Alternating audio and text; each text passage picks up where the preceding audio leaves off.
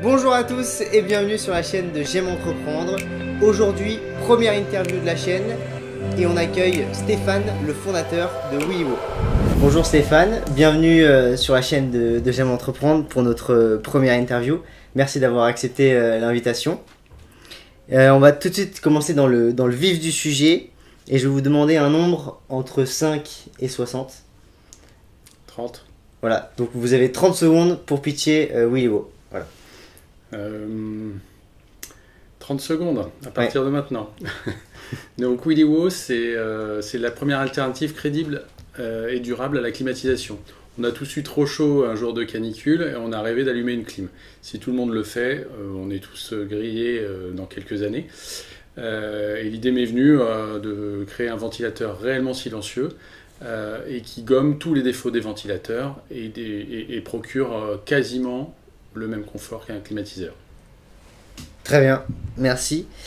Maintenant, on va s'intéresser plus à l'histoire de Willywo, comment l'idée est venue. Et donc, j'ai entendu dire qu'à l'origine, c'était un projet dans l'entreprise Seb. Et donc, comment on est passé d'un projet de l'entreprise Seb à un projet personnel qu'est le vôtre? Alors, avant même d'être un projet Seb, c'est un projet de consommateur déçu. Moi, j'ai acheté, comme beaucoup de gens, un ventilateur sans hélice d'une célèbre marque d'aspirateur, que je ne citerai pas, et je l'ai branché, l'anecdote est véridique, je l'ai branché, je me suis dit, c'est pas possible, il est en panne, il fait beaucoup de bruit, il souffle pas grand-chose. Je l'ai démonté, ça c'est les vieux réflexes d'enfants futurs designers où on démonte tout ce qui tourne autour de nous. Je l'ai démonté, en fait non, c'était normal, puis en regardant un petit peu sur Internet, notamment sur les avis Amazon, j'ai vu que pas mal de gens se plaignaient du bruit de ce produit. De retour dans la grande entreprise dans laquelle je travaillais, en discutant avec un ingénieur spécialisé en aérolique, celui-ci, je lui posais des questions, je lui dis est-ce qu'on peut faire un ventilateur vraiment silencieux? Il me dit ah oui on peut mais c'est super cher. Je dis qu'est-ce que c'est super cher? Oh là là mais c'est au moins 5 fois plus cher que d'habitude. Je dis alors c'est quoi le problème? Au même moment, je discutais avec le directeur marketing qui est en charge des ventilateurs. Je lui dis mais c'est pas terrible quand même ce qu'on a dans notre offre. Moi, j'ai pas vraiment envie d'avoir ça dans mon salon. C'est ok, ça fonctionne, ça fait de l'air. On est évidemment un peu mieux que quand ça fonctionne pas, mais c'est pas très attrayant. Enfin, c'est pas très désirable. Il me dit bah propose quelque chose. Assez rapidement, j'ai proposé une idée d'un design qui soit plus proche des codes de la décoration, des objets de déco, que de la fonctionnalité pure. Et c'est comme ça qu'est né Willywo, qui est là, et qui, première caractéristique visuelle de base, a un pied en bois, et qui est un trépied. Et le trépied vient plus de l'univers du luminaire, qui lui-même vient du luminaire professionnel, ou du support de lunettes de longue vue, par exemple, c'est des codes qu'on retrouvait sur ces objets-là. On a développé ce projet assez rapidement, dans un premier temps. Le projet a été validé comme projet recherche, et puis, comme beaucoup de projets dans ces grosses boîtes, il a été abandonné parce que trop cher, pas adapté à la stratégie, trop compliqué à vendre, positionnement un petit peu bizarre par rapport à la gamme. Donc, bon, il faut le savoir, il y a entre 20 et 30% des projets qui n'aboutissent pas. Voilà. D'accord. Donc, ce projet abandonné, quelques temps après, j'ai, pour diverses raisons, quitté cette entreprise, et en quittant l'entreprise, j'ai négocié le fait de récupérer les droits sur les dessins que j'avais faits. Un designer en entreprise n'est pas propriétaire des droits de ce qu'il a dessiné, mais en quittant l'entreprise, j'ai récupéré ses droits. Et puis après, je me suis dit que ça valait le coup d'essayer de développer ce produit. Donc, dès l'échec, entre guillemets, de la proposition à Seb au niveau du département recherche, est-ce que vous aviez tout de suite l'idée de le faire en solo ou Pas du tout. Ou c'est arrivé vraiment plus tard? Non, c'est arrivé plus tard, parce que moi, je continuais mon job chez Seb. Et donc il n'y avait pas de raison de vouloir le développer en solo. Après c'est le fait de changement d'équipe, je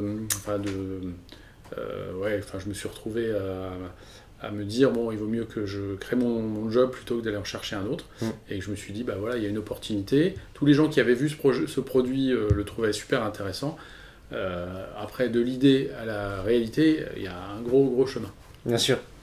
Et donc pour revenir aussi à l'apogée au début de Willywo, vous avez fait une campagne Kickstarter et ça a été un échec de ce qu'on m'a dit. Vous êtes bien informé. Je suis bien informé. Et donc qu'est-ce que vous avez retiré de cette expérience et si vous aviez à le refaire, comment vous le feriez? Eh ben, déjà, bon, le rêve de Kickstarter, alors c'est en 2016, c'est qu'on arrivait apparemment à à développer des produits sans que personne ne prenne de risques économiques significatifs.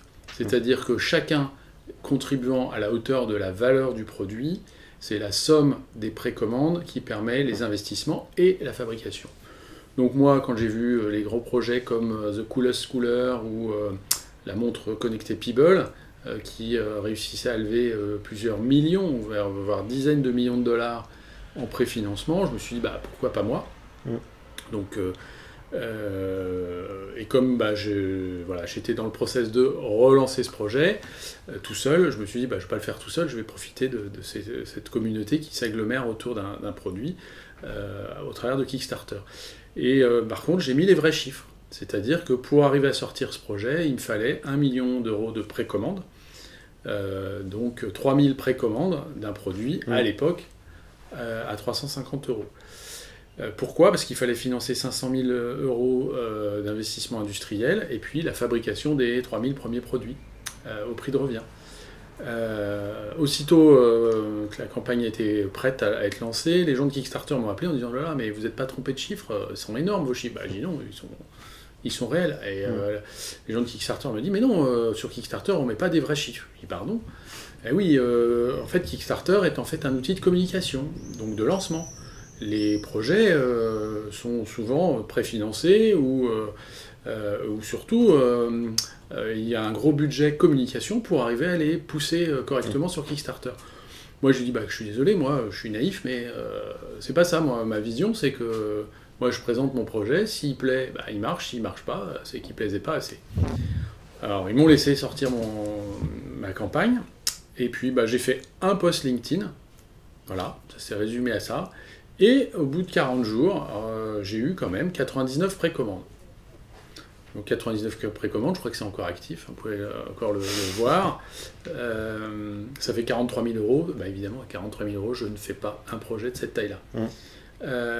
Bon, évidemment, j'étais déçu. Alors en parallèle, je travaillais dans une start-up parisienne un peu grosse qui s'appelle De Vialet. Donc bon, c'était pas très grave que ce soit un échec. On est toujours déçu quand on lance quelque chose. Et, voilà. Et puis, quelques semaines après, j'ai des amis qui connaissaient un peu le crowdfunding qui me disent mais t'as dépensé combien pour avoir 43 000 euros de précommande? Bah, je dis rien, j'ai fait un post LinkedIn puis c'est tout. Ah, mais ça se fait pas comme ça. J'ai dit comment ça? Bah, d'habitude pour avoir 50 000 euros, on dépense 50 000. Les 50 000 premiers euros génèrent autant. Je dis mais attendez, c'est pas ça le concept du crowdfunding. Oui, mais c'est pas la réalité, c'est pas la belle image qu'on te montre à l'extérieur.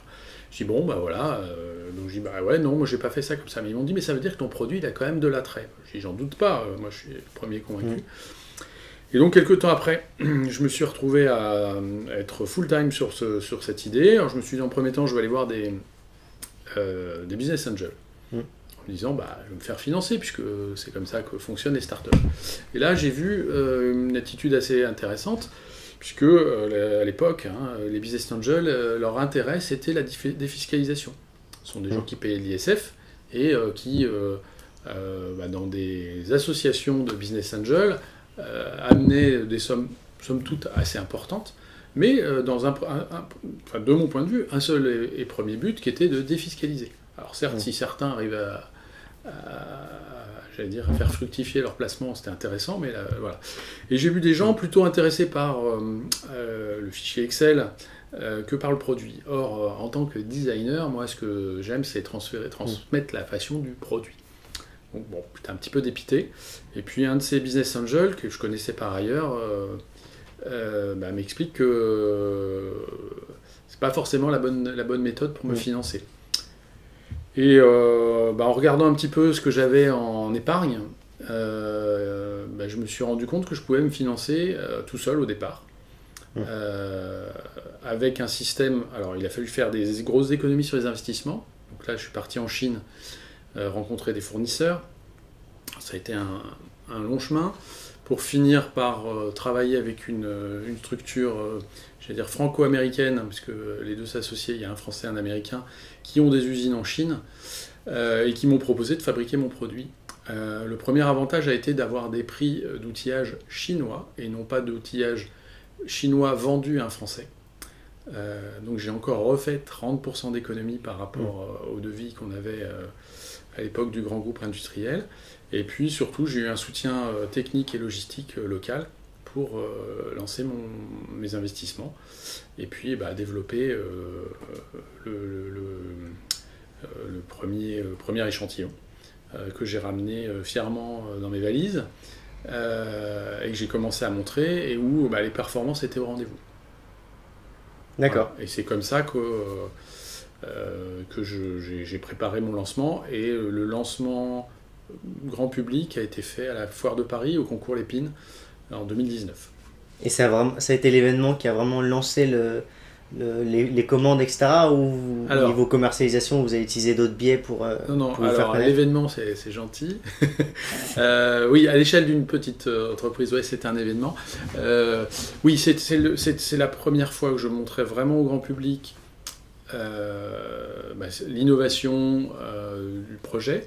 Ça m'a permis, parce que c'est 13 jours d'exposition, 400 000 visiteurs qui passent par le concours Lépine, une démonstration toutes les 7 minutes, on avait chronométré à un moment, c'est un truc de fou, de se confronter, de confronter ces arguments, la proposition physique du produit, à du grand public susceptible d'acheter. Donc ça a été un super tremplin, ça m'a permis déjà d'affûter mes arguments, d'affûter aussi ma façon d'approcher des prospects, parce que suivant leur attitude, d'apprendre un petit peu le commerce, parce qu'au début, j'ai pas mal de gens qui reculaient, qui disaient « Waouh, c'est super cher », ou « Mais ça sert à rien », enfin voilà, donc il a fallu apprendre à bien expliquer tout ça. Et puis, surtout, on a récupéré 430 emails de personnes se disant très intéressées au moment du lancement. Alors pourquoi j'étais dépendant je ne pouvais pas vendre sur la foire? Alors pour deux raisons. En primo-inventeur, c'est la première fois qu'on présente une invention au concours Lépine. On n'a pas le droit de vendre physiquement sur le stand, c'est une des règles du concours Lépine. Et seconde chose, j'avais pas les produits dispo. Ils étaient sur le bateau, entre Shanghai et Le Havre. Et donc il y avait eu un petit peu de retard, ce qui arrive souvent dans le développement hardware, et donc c'était pas tout à fait synchro. Et la foire de Paris était en mai, début mai, et le bateau arrivait, le container arrivait début juin. Donc le 3 juin au matin, on a diffusé un email à ces 430 personnes, et j'ai eu la grande surprise d'avoir 53 commandes le jour de l'ouverture. Alors j'étais partagé entre le bonheur de voir que des gens avaient été jusqu'au bout, et évidemment la déception, comme je suis un grand naïf, du fait que ce ne soit pas 50% de ces prospects qui passent commande. Et pareil, des gens qui connaissaient un peu le business me disent « Mais t'es fou, d'habitude c'est à peine 5%, et là je crois que je suis à 12%, donc c'est extraordinaire ». Et puis derrière, le bouche à oreille a bien fonctionné et on a fait un mois de juin extraordinaire. En parallèle, on a fait une campagne Facebook, un peu d'Instagram, un tout petit peu de Pinterest qui s'est avéré assez efficace, et puis le début de publication LinkedIn intéressante, plus sur l'idée du parcours entrepreneurial. Voilà. D'accord. Et pour vous, quel est le canal qui est le plus intéressant dans votre cas? J'allais dire, il faut se confronter à la réalité. C'est-à-dire qu'il n'y a pas mieux qu'une foire. Il n'y a pas mieux que le contact direct et physique pour affûter, modifier en temps réel sa façon de présenter son projet. Sur LinkedIn, sur Instagram, sur tout ce que vous voulez, c'est monodirectionnel. C'est-à-dire que vous n'avez pas le retour instantané de ce que vous présentez. D'accord. Et donc maintenant, le projet a bien grandi. Vous êtes même disponible depuis récemment à la Fnac et Darty. Est-ce que au début du projet, c'est quelque chose que vous aviez en tête ou c'est vraiment quelque chose d'incroyable Alors incroyable, je sais pas. Mais, bon, moi j'essaie d'avancer modestement et de bien faire mon travail au fur et à mesure. Ce que je voulais d'abord, c'était faire un très très bon produit. Que les premiers clients soient satisfaits. Et ils l'ont été. Ça, c'était la première réussite. Visiblement, ça s'est su, puisque j'ai été contacté par le chef de produit de Fnac Darty, qui voulait absolument me distribuer. Je lui ai répondu à l'époque que j'avais pas prévu du tout que ce soit Fnac Darty qui me distribue, parce que les marges habituelles de la distribution spécialisée dans ce domaine sont bien trop élevées. Et que moi, pour assurer la rentabilité de mon projet, au début, j'ai des marges très très faibles. Et que les partager, c'est assez compliqué. Et puis, il a été suffisamment convaincant et suffisamment peu gourmand pour accepter mes conditions. Et donc, on a pu lancer le projet début juin de cette année, donc pile un an après, dans un certain nombre de Fnac et de Darty à travers la France. Alors, pas tous, même s'il est disponible en click and collect partout, mais avec un délai de 3 jours. Donc, dans ces cas-là, il vaut mieux commander directement chez moi, parce que moi, par contre, j'ai une super logistique et je vous livre en moins de 24 heures sur les grandes villes. D'accord. Ok. Et quelle est la prochaine étape pour Willywo Quel est votre prochain objectif L'objectif, il est clair, c'est écouler tout ce que j'ai en stock, parce que ça, c'est le contre-coup d'une fabrication en Asie, c'est que les délais d'appro sont longs. Donc je ne peux pas réapprovisionner rapidement. Donc mon objectif est de vendre tout ce qui me reste, c'est-à-dire à peu près 200 produits aujourd'hui. D'accord. On va maintenant passer sur des questions plus courtes, moins axées sur Willywo. Je vais d'abord vous demander si vous aviez une start-up à nous faire connaître qui vous a marqué récemment. Est-ce que vous en auriez une en tête ? Je vais parler de celle dans laquelle j'ai travaillé. Alors c'est plus vraiment une start-up, elle a levé tellement d'argent, c'est De Vialet.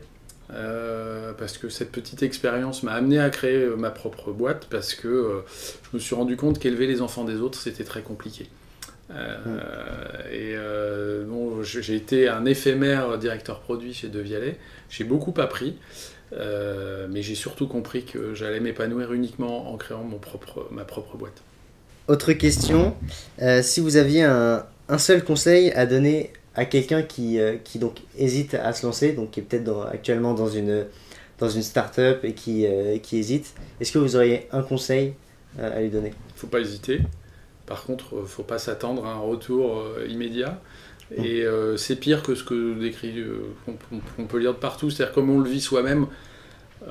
J'ai entendu les start-upers dire c'est dur, c'est machin, c'est compliqué, machin. Mais alors c'est plus dur, mais c'est aussi beaucoup plus excitant que ce qu'on peut comprendre des descriptions des autres. Oui, donc, c'est sûr. Voilà, le truc c'est d'avoir les reins solides, c'est-à-dire de pouvoir tenir plus du double du temps qu'on imagine mettre pour rentabiliser son projet. C'est clair que toutes les prévisions qu'on fait sont fausses, dans un sens ou dans l'autre. Donc faut y croire, faut pas lâcher, faut être capable, j'imagine, de pivoter. C'est le mot à la mode dans les startups. Bon, moi j'ai cette chance, c'est d'avoir démarré tard, c'est-à-dire avec un petit peu d'expérience. Je vais dire, pour le moment, je touche du bois, j'ai pas eu besoin de pivoter, mais faut pas oublier une chose, c'est qu'on vend la finalité, c'est quand même de vendre des solutions. Donc, si on n'a qu'une idée, au départ, compliqué. Une idée, ça se vend pas. Une solution, ça se vend. Une idée, il faut répondre à 2 questions, à quoi ça sert et à qui ça rend service. Si on a répondu correctement à ça, qu'on a trouvé la solution, et non plus l'idée, il n'y a pas de raison qu'on n'arrive pas à la développer. Après, il faut beaucoup d'énergie, personne ne nous attend. Le marché, il existe, il est encombré par plein d'autres choses. Les gens sont accaparés par tellement de stimuli. Tout le monde essaye de montrer qu'il a le meilleur produit, la meilleure offre, le meilleur... Donc c'est super dur de se faire sa place. Je n'ai pas fait la mienne. Je suis très très très loin de la victoire. J'ai fait une preuve de concept. Alors elle est un peu coûteuse, les investissements ont été lourds, mais je montre qu'on peut créer un produit super haut de gamme, super durable, avec des performances élevées, avec un physique désirable, et le vendre beaucoup plus cher que ce que tout un chacun pense être la concurrence, qui sont les ventilateurs de base. La difficulté dans mon cas, c'est d'expliquer que en fait, ma concurrence, c'est pas le ventilateur X ou Y, c'est la clim. Voilà. Et une fois que les gens ont commencé à comprendre ça, là on peut parler d'une communication positive, c'est pourquoi, comment je vais acheter votre produit. Et maintenant je vais vous poser un dilemme. Si on vous propose demain de racheter Willywo pour 20 millions d'euros, est-ce que vous seriez prêt à lâcher votre projet qui vous tient tant à cœur, ou vous direz que c'est le moment de... Déjà, je pense que celui qui me propose demain 20 millions, c'est un fou furieux, un inconscient, donc j'aurais du mal à le croire. J'ai plus l'âge de croire au Père Noël. Après, 20 millions, c'est toujours... on se dit qu'on peut faire plein d'autres choses avec 20 millions. Moi, j'ai fait Willywo avec 40 fois moins que ça. Donc, je me dis, je pourrais faire 40 Willywo, 40 projets, donc pourquoi pas. Donc, faut jamais dire jamais, mais je pense que malheureusement, ça n'arrivera pas. D'accord. Ce dilemme ne se présentera pas à moi, voilà. Merci pour vos réponses, et on se dit à bientôt au Festival de l'entrepreneuriat alors. Et pour la deuxième édition pour moi, parce que je suis venu l'année dernière, donc je serais ravi de revenir, et puis peut-être que je pourrais mettre un gros chiffre d'affaires derrière pour montrer qu'on arrive à faire du chiffre avec une petite idée dans un coin qui se transforme en solution. C'est ça, le festival est maintenant le tremplin des entrepreneurs. Je n'en doute pas. Merci beaucoup. Merci à vous.